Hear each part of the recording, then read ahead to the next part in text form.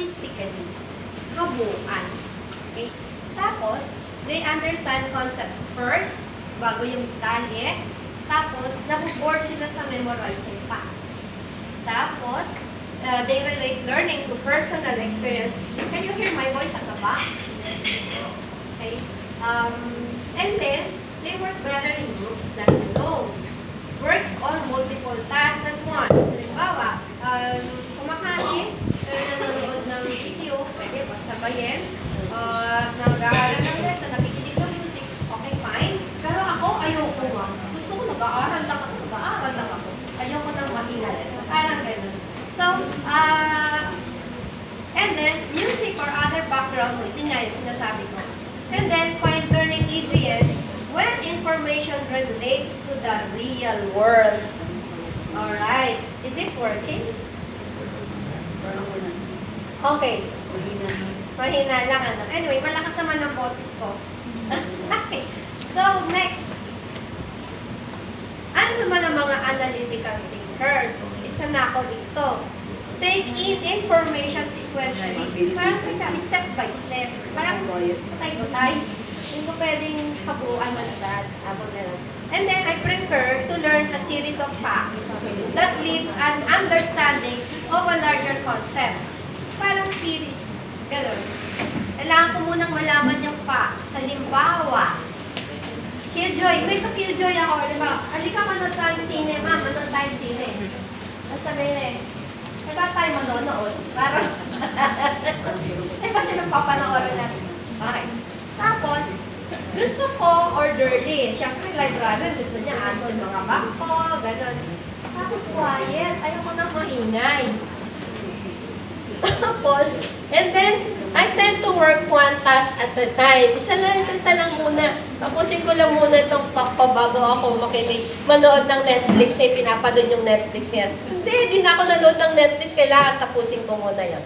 Anyway, tapos I also prefer to study alone. Paborito ko sa sulok ng library ng UST when I was still studying. Doon sa sulok ako pupunta kasi gusto ko, mag-isa lang.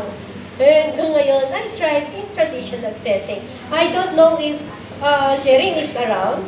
Is Sherin around? Ayun, I was telling her, kasi ako, parang traditional pa rin ako. Parang sinusulat ko yung habang na-lecture, sinusulat ko pa, mahilig pa rin ako magsulat. Next. Okay, so para lang makita natin yung contrast. Ayan, totoo ba? Yun ba? Oo, totoo, di ba? Although hindi naman lahat ay, yung iba kasi pwedeng maghalo, di ba? Ayan, nagsasalita na yung microphone ko. Kailangan pala, ilapit ko lang ang aking mouse. Okay. So, global thinkers overview first, they would want to see the big picture. And then, ito namang mga katulad ko, facts muna. Parang sa isang forest, sila, ay, itong forest na to, ganyan, ang ganda. Ako naman, teka, kung forest to, asan yung mga, yung mga animals na wild, asan yung mga worms, asan yung mga ganun. So, kailangan alamin natin yung mga estudyante natin kung saan mo sila. Siguro you can make that activity, para sa mga bata. Pwede nating malaman kung ano ba talaga sila. And then, prefer stories and emotions. Yan. Kaya mas gusto nila nanonood ng mga videos bago mo i-discuss yung klase. Tapos, ito namang mga logic. Teka muna. Practical ako eh. Logic muna. Ganun. Ano ba yung tinuturo dito? Ano pinagsasasabi ni Marita Valerio? Parang ganun. Ayan. Tapos, perceptive and insightful sila. Diba? Hindi nga sila, magaling nga ito mga global eh. Parang, merong insight after ng discussion.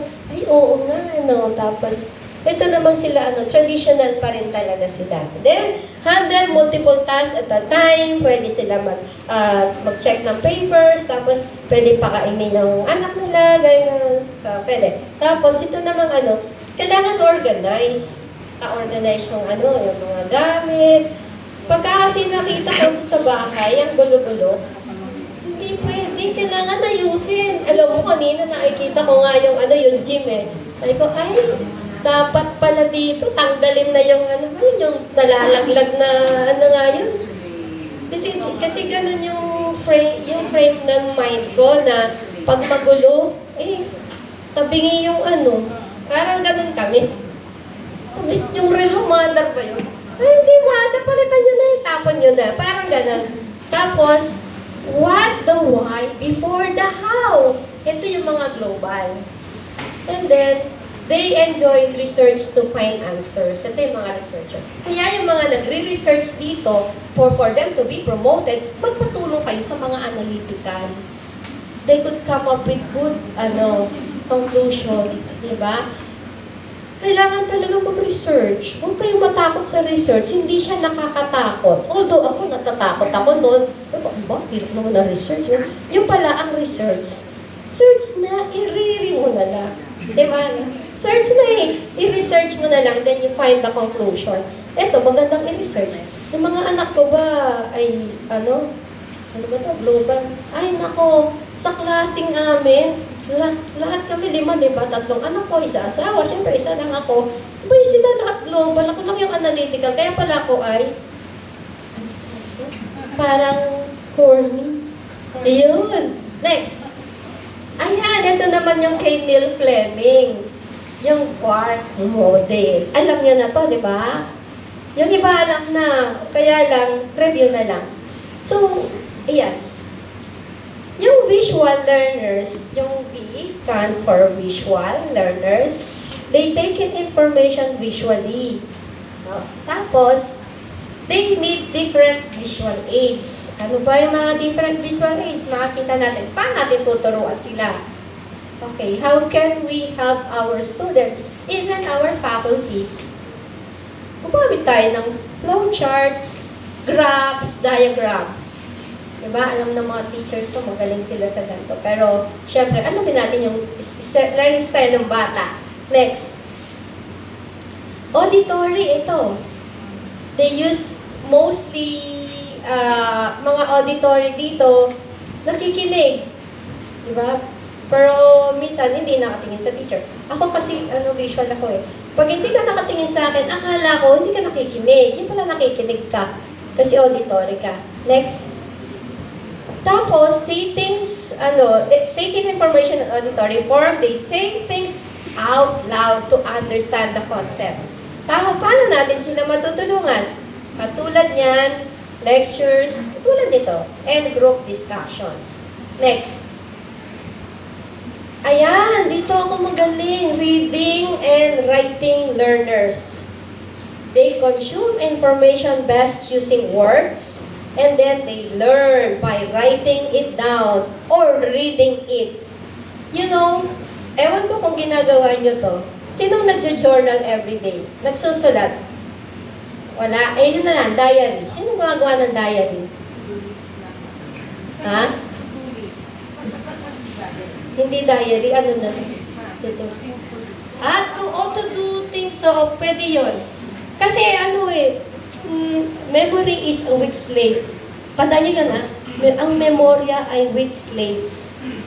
Sinabi, kahit sa history natin nakakalimutan na ng Pilipino yung tinuro ni Rizal. Ano ba tinuro ni Rizal? Ang hindi marunong magmahal sa sariling wika ay daig pa ng malansang isda. Ngayon, ang mga nanay, tuwang-tuwa, ang mga tatay, pa-English ang mga anak nila, hindi naman marunong magtagalog. Pag-English sila, mali naman ang grammar. I'm sorry. Pero talagang nakakainis. Diba? Dapat turuan natin silang pag-Tagalog pa rin. Kung gusto nilang matuto ng English, fine. So they are yung isa sa gusto ng matatag curriculum para pwede mo silang ipanlaban sa international. Kasi magaling sila mag-English. Fluent sila. Diba? So, actually, kaya ko tinatanong, kasi habit ko, everyday, mag-journal. Would you like to be happy?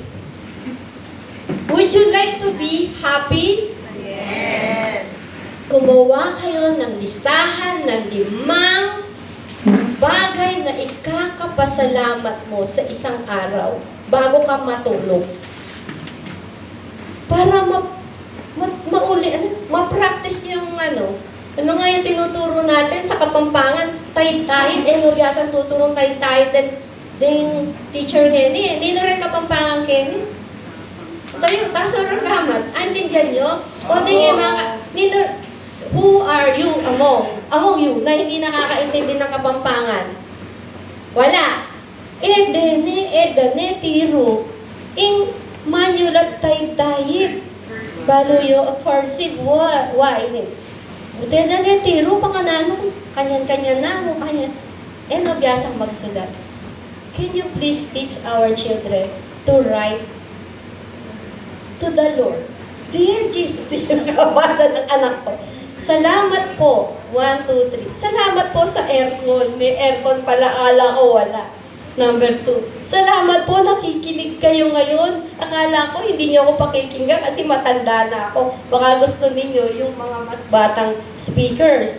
Number 3. Salamat po, kasama ko sila dahil hindi ko sila kasama, wala maghahatid sa akin. Number 4. Ganon. Turuan natin yung mga batang magpasalamat.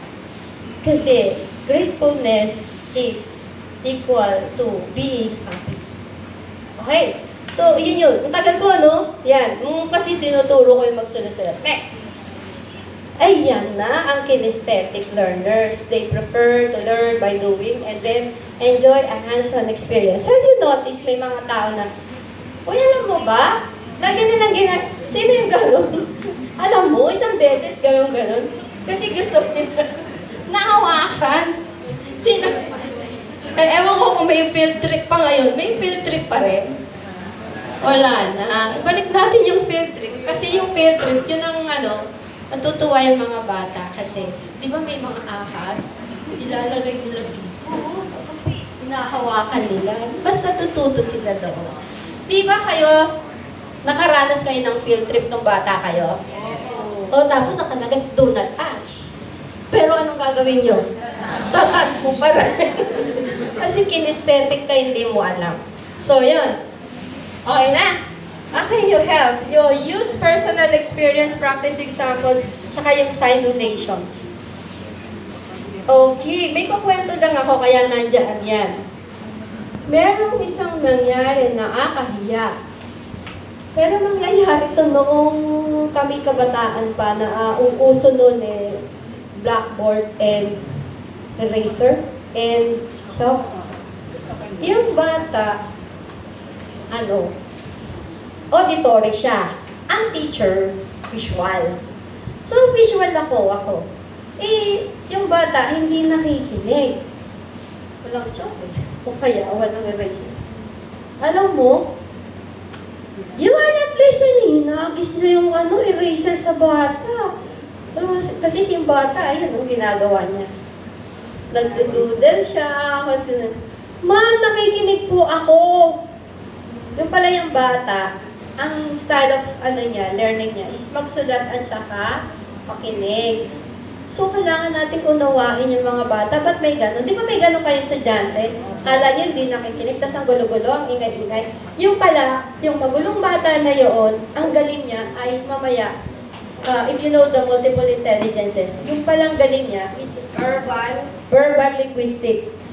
Yun, later on, mahalaman nyo yun. Okay. So, why is it important to know your students' learning styles? Even as faculty members, teachers, kahit yung mga kasama mo sa bahay. Kasi what works for one may not work for another. Hindi pwedeng, ito yung nakikita ko, ito lang ang alam ko. Pero yung iba naman, di ba? So we can work together. In diversity, there is unity. Okay? Okay. So, actually, hindi ako ganun yan Si Marian Valerio, kilala niyo si Marian Chris Valerio? Ayun,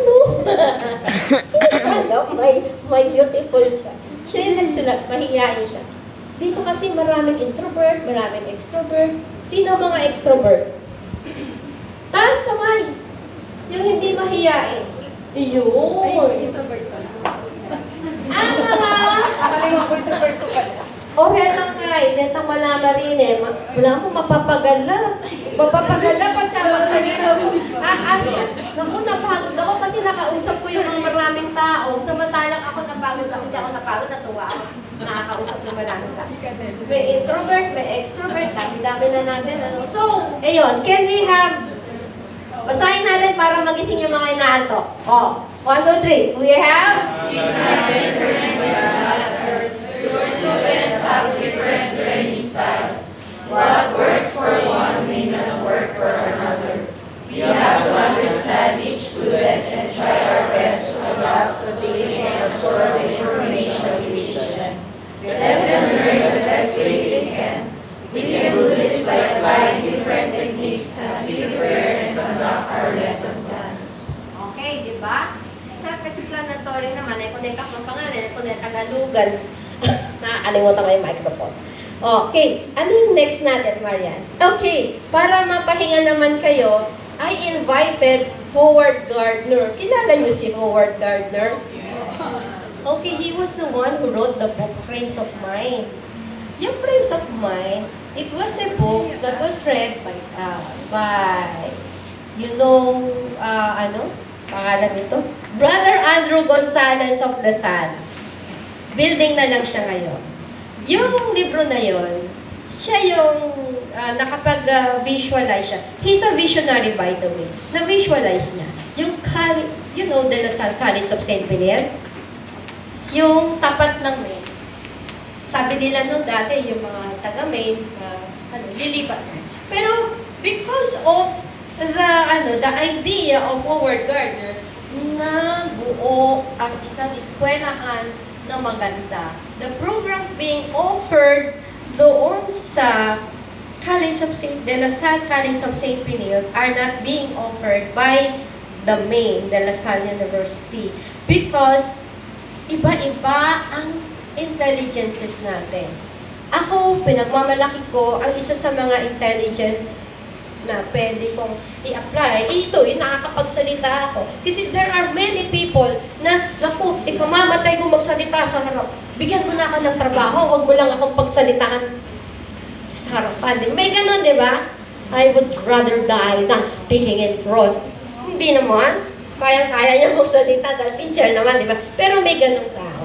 So, manood muna tayo kay, he is explaining yung grit and win, hindi enough. Alright? Sige.